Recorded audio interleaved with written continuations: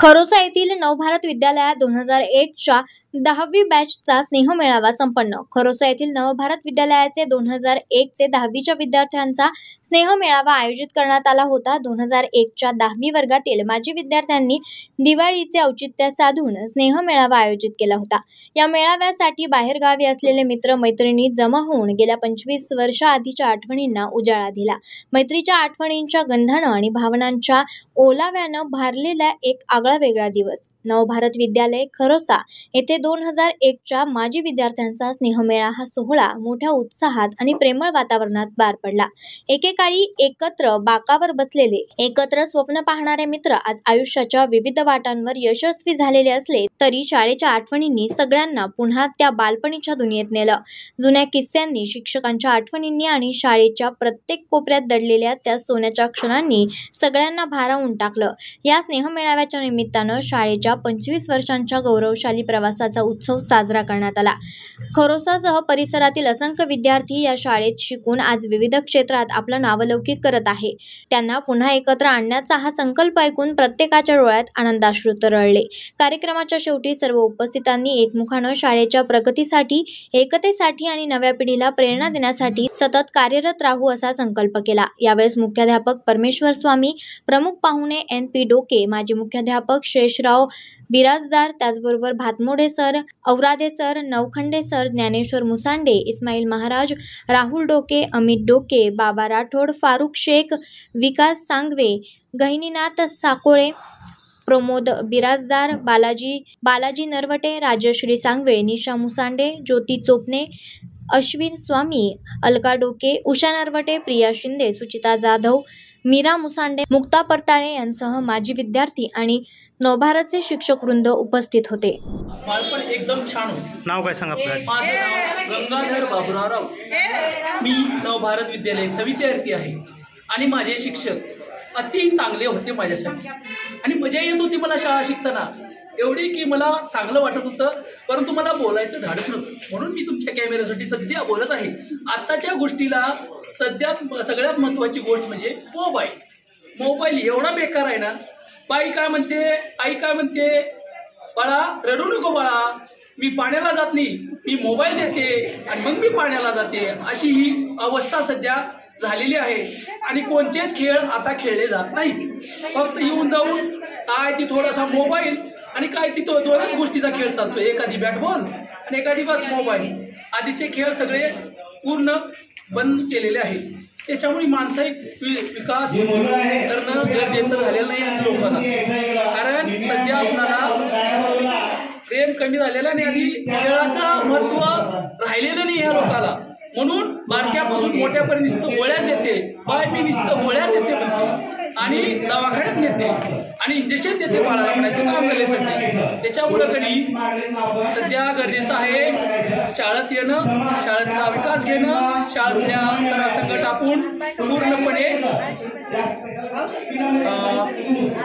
खेळाचं नियंत्रण, खेळाचं योग्य मार्गदर्शन सराखून घेणं ही सध्या काळाची गरज आहे।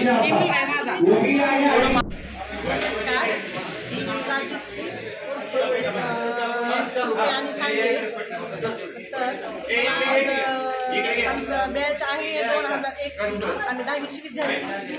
तर नवभारत विद्यालय खरोसा यांची विद्यार्थिनी असल्यामुळं मला खूप अभिमान वाटते की आज आम्ही 2001 पासून ते 2025 पर्यंत तर आमच्या क्लासला म्हणजे वर्ष होते, 25 वर्ष पूर्ण होते। तर आम्ही खूप दिवसांनी म्हणजे 25 वर्षानंतर आमच्या भेटी होत आहेत। तर आम्ही सगळ्या मैत्रिणी माझ्या घेऊन आणि सर आणि बाकीचे सगळे विद्यार्थी आमची, तर आम्हाला हे भेटून आम्हाला खूप आनंद होत आहे। आता आज नवभारत विद्यालय खरोसामध्ये स्नेहमेळाव्यांचा आयोजन केलेलं आहे। तर खूप दिवसांनी भेटल्यानंतर वर्गमित्र आणि वर्गमैत्रिणी हे आम्हाला शब्दात व्यक्त करता येत नाही आहे, पण आता थोडंसं हे वाटते, आनंद बी होते आणि थोडं भरून पण येते मग। त्याच्यामुळं आम्ही आज हे कार्यक्रम नवभारत वर्षानंतर सगळ्या मैत्रिणी आम्ही एकत्रित भेटल्यामुळं त्याला आम्ही सगळ्या मैत्रिणी जमायचो, डबे खायचे, परत त्या कोणा गोष्टी शेअर करायच्या, थोडीपणा मस्ती खूप करायचं। त्याच्यामुळं आज आम्हाला दिवस आठवते खूप दिवसांनी.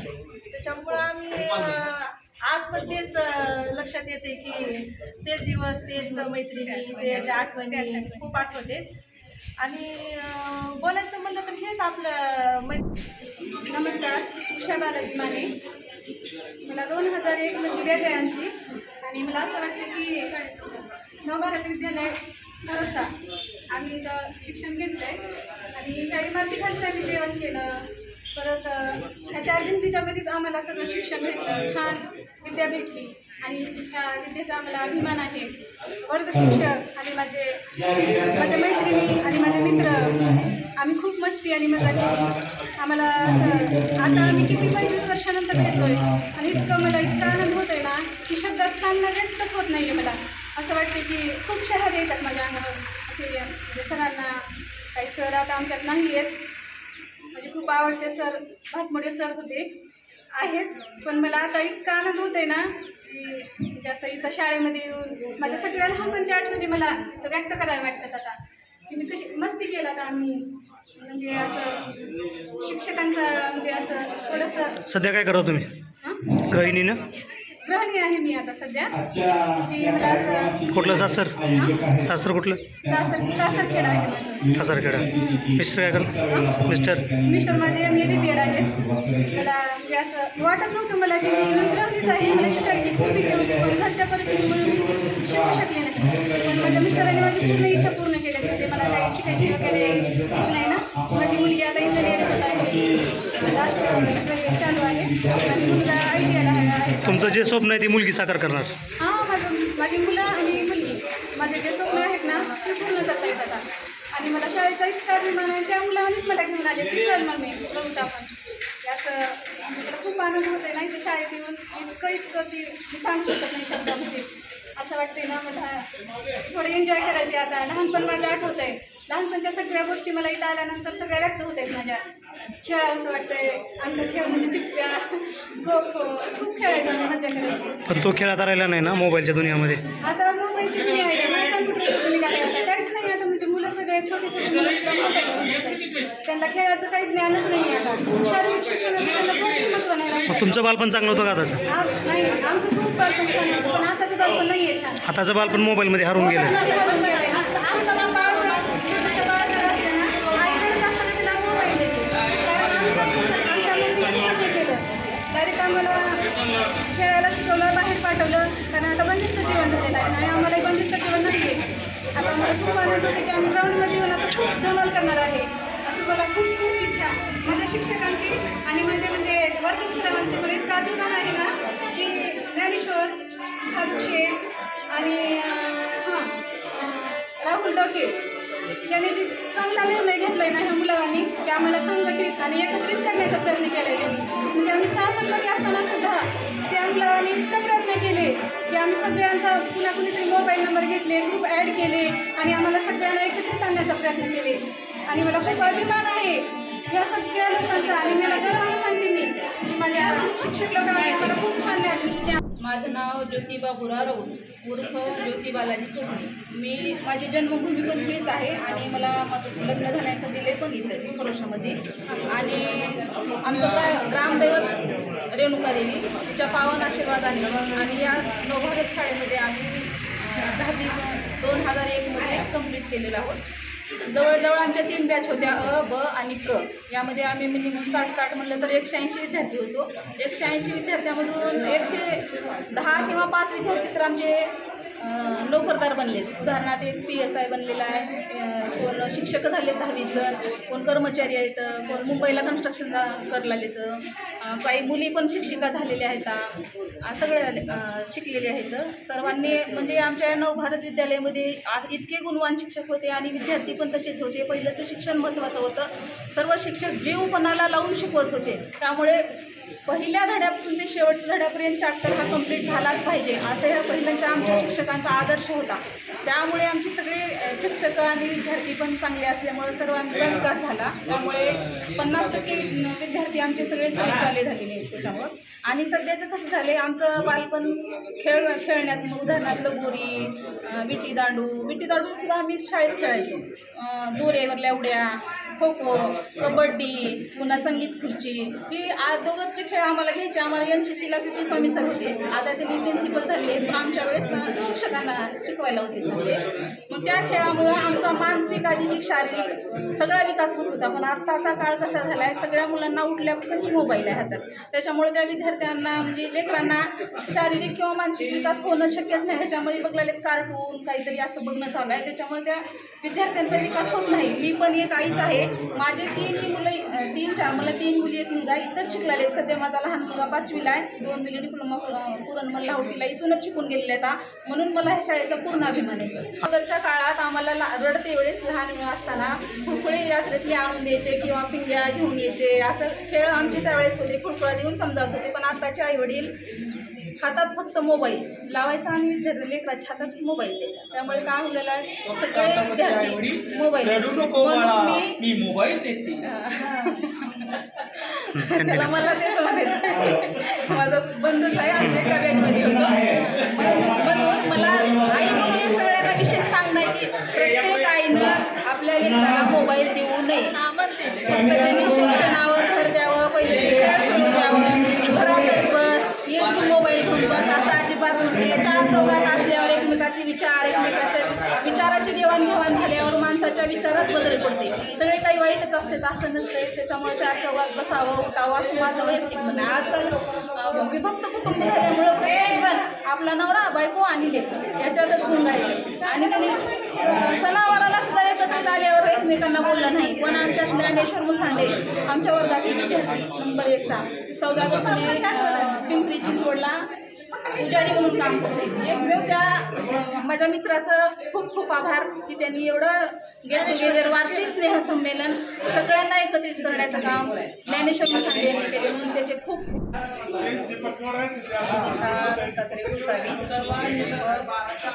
राज्यश्री पंडित मुसांडे ही माझी 10वीची बॅच आहे 2001ची आणि माझ्या शाळेचं नाव आहे नवभारत विद्यालय उच्च माध्यमिक विद्यालय खरोसा.